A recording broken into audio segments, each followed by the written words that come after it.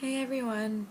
It's been a while since I've had an update, but there's a lot to catch up on. Last Friday I quit my job, or 2 Fridays ago I quit my job. My boss didn't take it the best. So last Friday was my very last day of work, and to say that it was awkward doesn't even sum it up.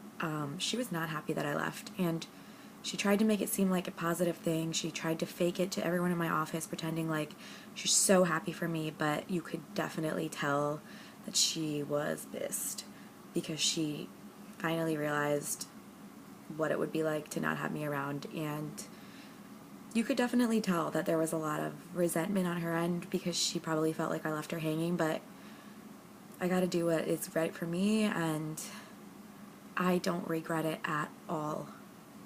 It was definitely not an easy decision to come to, but it felt amazing to quit a job that I was not happy at. And I'm not saying that I recommend everyone quit a job without having something stable lined up, but you should definitely quit your job if you are completely miserable. I mean, I am a huge, huge believer that you only live once and you should, take advantage of every single second that you get.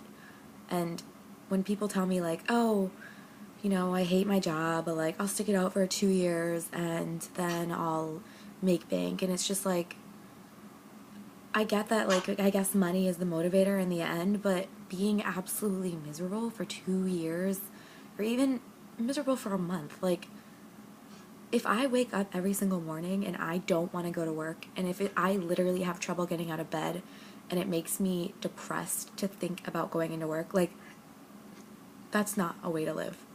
I I was at the point in my job where every single Sunday I'd be like, "Oh, tomorrow is Monday. Shit, I have to go to work." Like, who wants to live like that? You're supposed to be building a career. This is not supposed to be a temporary thing. We're not in college anymore. This is the real world. Like, don't be miserable. I mean, the reason that I quit my job is actually a lot more involved. I mean, I was miserable, but I found out that week before I quit my job that I had a lump in my breast, and my doctor was a little freaked out, and she was like, yeah, you should, get it tested. And her face wasn't letting anything on, obviously, because she doesn't want to be, getting sued for malpractice in case she freaked me out and I, like, liquefied all my assets and, like, started chemotherapy or something. So she's not going to tell me that she's worried, but, I mean, it definitely read all over her face. So it was really scary. 2 weeks later, I finally got the test done, and I don't have the results back quite yet, but I think that I might be in the clear.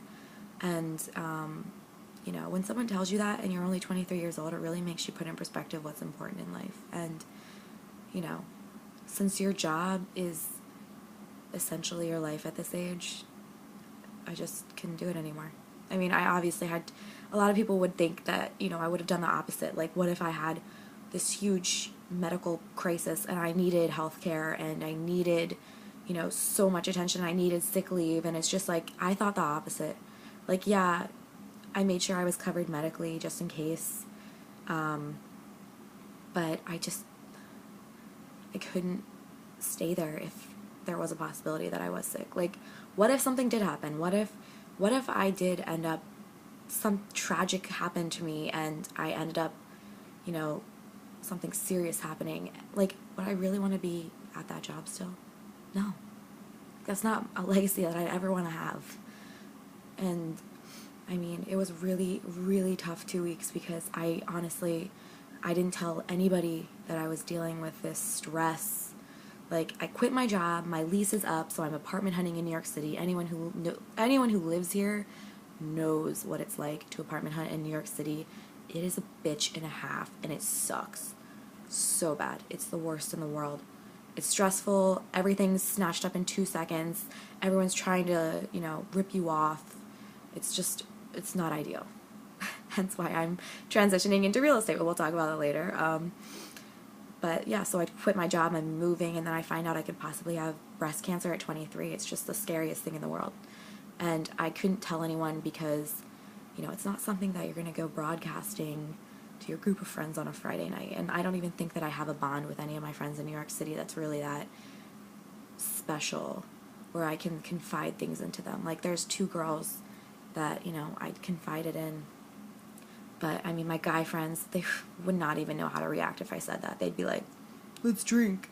Nobody really knows how to deal with anything real outside of drinking. So I've been living with this for 2 weeks. I hadn't told anyone in my family because, the last thing that I need to do is put everyone through what I went through the past 2 weeks of waiting and waiting and waiting to see what's going on, because they stress, so unbelievably, and they would literally kill themselves over the stress. And my dad has a heart condition, so, he makes himself stress out, so there's no way in hell I was telling anybody until I knew for sure, what was going on. But, I mean, the worst part was when I told my boyfriend, that night, after he blew me off Valentine's, and we had all these issues, and then I was like, look, wow, we need to talk. And he came over, and I told him, this is going on, and, you can choose to stay or leave if you don't like it. And he was like, no, I'm gonna stay, don't even say that. And then we had a heart-to-heart, and 2 hours later, he says he has to go, he can't handle it, and he leaves. And yeah, I was pissed. I told him that I was very calm. I was like, please get out of my apartment. I cried a lot, it really hurt. That really hurt. But, after a few days, we talked about it, we worked it out, we gave it another shot, but, the day of my test, he knew, that I was really stressed out about it. And I'm not saying that this guy's a bad guy at all. He's a great guy. He just doesn't know how to have a girlfriend, and it really makes me sad because he's such a great person, and I think that he could be a good boyfriend if he tried, but he doesn't really try that hard. And, I mean, I'm not going to say I'm perfect, but I was a pretty damn good girlfriend to him, so it kind of hurt that I had no acknowledgement from him whatsoever on that day. Even, my best friend from home was texting me, my two girls in New York, they had my back, texting me the sweetest things. My ex-boyfriend, who I ended up telling this to when I was having food poisoning 2 days after I found this out, he stayed with me until 7 a.m., took care of me while I was throwing up every hour on the hour. And I ended up spilling my guts to him about this, and, he checked in with me on that day, even though we hadn't talked since. It's like he made a mental note to check in. It was the sweetest thing. And, just that, just the fact that somebody else could reach out to me and, make sure I was okay, my own boyfriend, the person that I'm calling my boyfriend, couldn't. It was just, the last straw, buddy. I had to just call him and tell him when I got home, this is not ideal. This isn't working for both of us. I felt like I was forcing him into a relationship that he wasn't ready for, and that's not fair to me, and that's not fair to him. So it was just for the best, that we both don't date anymore. But we're definitely going to continue to be friends and do all that stuff. So I don't know. Whatever. But yeah,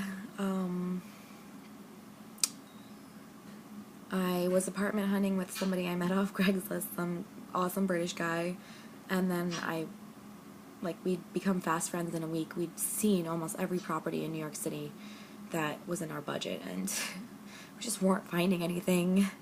And I told him that I broke up with my boyfriend. 2 seconds later, he asked me on a date. I was like, dude, we can't live together anymore. We can't. Even if you say I take it back and I'll treat you like a guy, I mean, it's out there, You can't take it back, so that's not gonna work. So I don't know what I'm gonna do, but I'll find a place. In the meantime, I ended up taking the real estate job just for some side cash. I made a lot of money through my own company in the past week, and it's kind of making me excited. I built a relationship with Crumbs Bakery.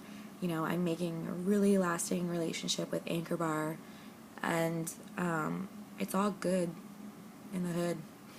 It's looking up. 2012 is looking up. You know, you got to stay positive in negative times, because if you focus on all the negative, you're missing all the positives. So that's just how I roll.